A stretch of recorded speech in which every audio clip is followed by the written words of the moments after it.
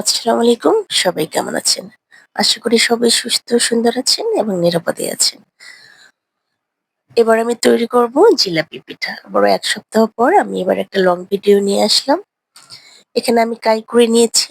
এটা স্কিপ হয়ে গেছে। আপনারা সামান্য গরম পানিতে চালের আটা কিংবা ময়দা দিয়ে আপনারা এটা কাই করে নিতে পারেন। আমি সামান্য পরিমাণ মতো আমি এখানে একটু কাই করে নিয়েছি। এখানে সামান্য একটু ডিম দিয়ে আমি এটা ভালো করে সফট একটা ডো তৈরি করে নিয়েছি। এটা ভালো করে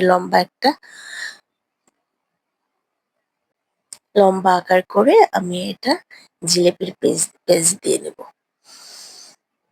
এভাবে। আপনার যেরকম আপনাদের ইচ্ছেমতো দিয়ে দিতে পারেন।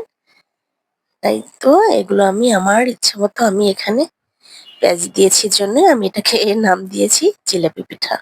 এখানে আমি সামান্য একটু গরম পানিতে চিনি এবং ২ টো ছোট এলাচ দিয়েছি। এটা এখানে আমি একটু শিরা করে নিব।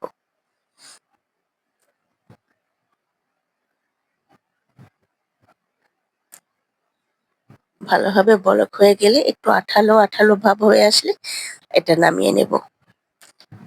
এটা আমার হয়ে আসছে এখন।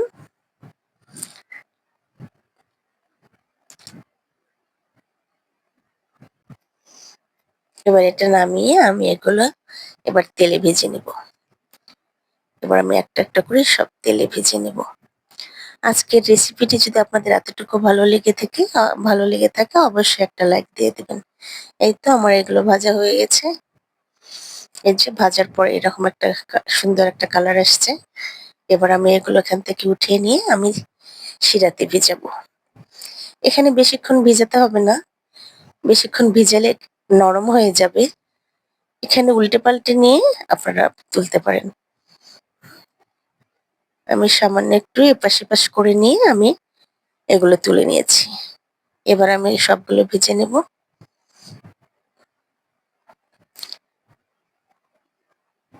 এই তো আমার এগুলো ভাজা হয়ে গেছে। আমি শিরার মধ্যে একটু ভিজিয়ে রেখেছি। ১ মিনিটের মতো ভিজিয়ে রাখলেই হবে। এবার আমি সব তুলে নেব। এই তো আমার ফাইনাল লুক। খেতে অনেকটাই কিন্তু ক্রিসপি হয়েছিল। অনেকটাই মজা হয়েছিল। আপনারা অবশ্যই বানিয়ে খাবেন কিন্তু। আর অবশ্যই কমেন্টে জানাবেন আমার জিলাপি পিঠাটা কেমন হয়েছে। অবশ্যই সাবস্ক্রাইব করবেন। ওকে, সবাই ভালো থাকবেন। আল্লাহ হাফেজ। একটা লাইক দিতে ভুলবেন না।